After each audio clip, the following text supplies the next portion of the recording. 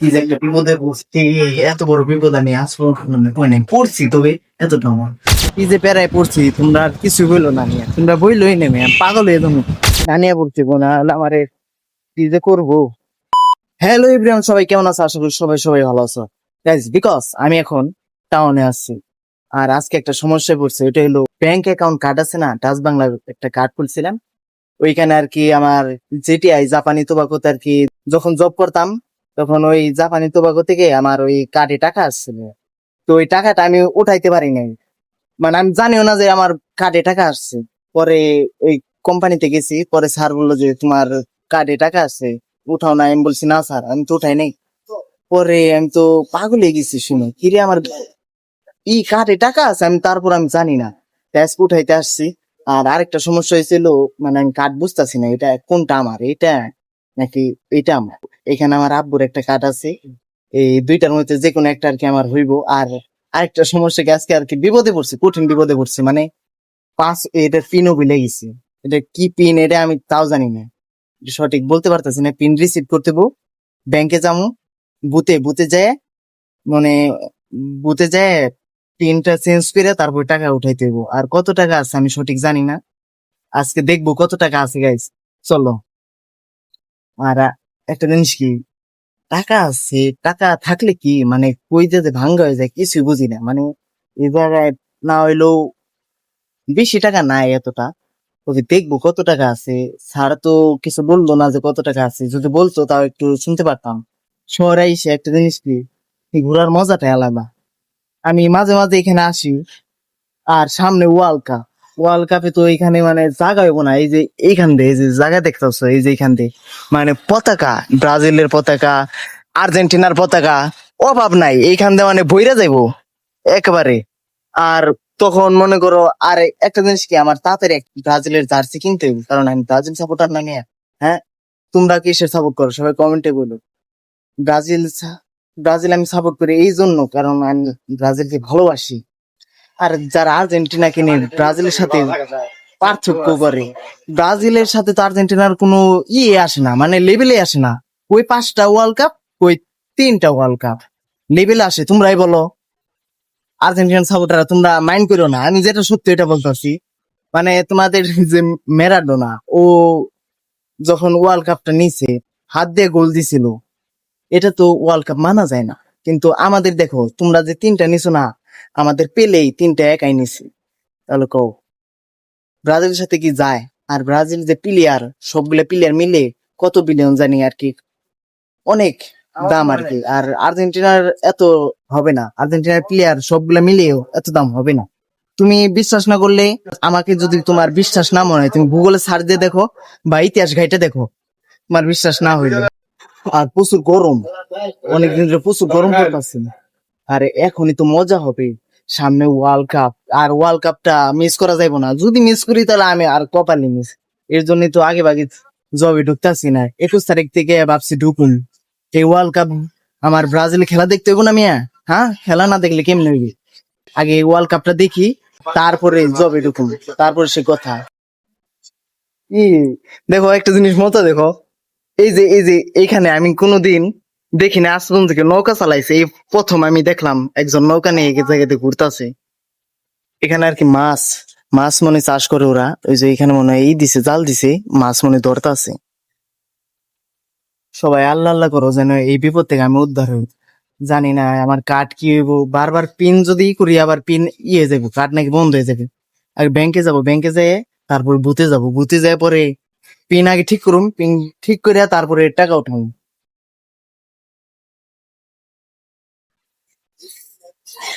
তবে আমি এই কার্ডটা অনেক আগে বানিয়ে ভালো করছি। আমি যখন বানাইছিলাম ওই দিনই আমার 1 ঘন্টার মধ্যে আমার কার্ড দিয়ে দিছিল, কার্ডও দিছিল, বইও দিয়ে দিছিল। আর এখন কার্ড বানাইতে অনেক ঝামেলা। মানে কার্ড দিব নগদ, কিন্তু বই আছে না, বই যে চেক, ওইটা অনেক দেরি করে দেয়, ওইটা একটু সমস্যা। ওই জন্য আমি আগে ভাগে করে ভালো করছি। আর এখন হলো কালকে আমার পরীক্ষা, ইন কোর্সের লাস্ট পরীক্ষা। ওইটা যদি হয়ে যায়, আমি বাইসা যাই, তাহলে একদম মাথা থেকে যত বোঝা আছে সব ফালিয়ে দেয়। আরে পড়ালেখা ভালো লাগে না, তোমরাই বলো। এই সময় চাকরি বাকরি করতে চাইছে, আর এই সময় পড়াশোনা করতে হবে। তারপর আমি পড়াশোনা চালিয়ে যাবো, কারণ আমার ভালো একটা জায়গায় জব করতে হবে, তাছাড়া চলবো না। তবে সমস্যা নাই, পড়ালেখার পাশাপাশি যদি আমি চাকরি চালিয়ে যাই, এটা কি খারাপ? তোমরাই বলো, ভালোই তো। পাশাপাশি পড়াশোনা করলাম, পাশাপাশি জবও করলাম, এক কামে দুই কাম। এই যে এই বিল্ডিং এ বুঝছো, এই যে এখানে মানে আমি লিফট উঠছিলাম, অনেক আগে লিফট উঠছিলাম। ওই লিফট উঠার সময় মানে একটু সমস্যায় পড়ছিলাম আমি। মানে লিফট উঠার পরে 5 তলায় গেছি, তারপরে তখন দেখি লিফট কিরে চলে না কিসের জন্য। পরে আরেকজন আমার না বের করলে আমি জীবনে বের হইতে পারতাম না। চলো ব্যাংকে যাই, ব্যাংকে যাই দেখি আমার কার্ডের কি অবস্থা হয়, টাকা কত উঠাইতে পারি না পারি। চলো যাই দেখি। সৈবরা, আমি এখন ব্যাংকে আছি, এই কার্ড নিয়ে পড়ছি বিপদে। মানে এখানে যা শুনলাম ওনাদের কাছে, কর্মকর্তা এখানে যারা কাজ করে তাদের শুনলাম যে কার্ড নাকি 400 টাকা কাটবে পিন রিসেট করতে।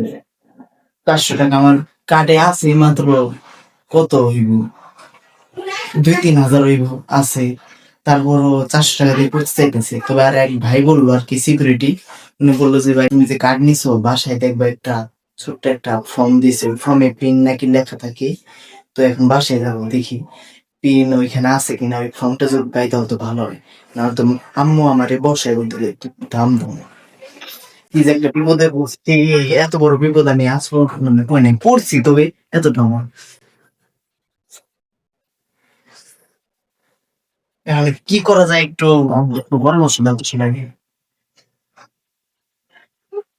যাই গাইস, বাসায় যাবে এখন। তো বাসায় যাই দেখি পিন আছে কি। So by the way guys, আমি ব্যাংক থেকে বের হইছি, এখন আমি বাসায় যাবো।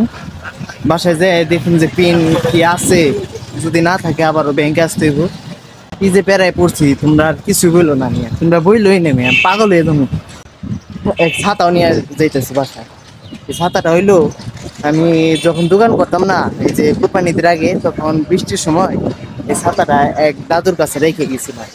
পরে আজকে ছাতাটা নিলাম। ছাতা নেওয়ার সময় দেখি ছাতা একদিন ভিজে রয়েছে, আগের মতোই রয়েছে। আর কয়েকদিন গেলে এই ছাতা নষ্ট হয়ে যেত।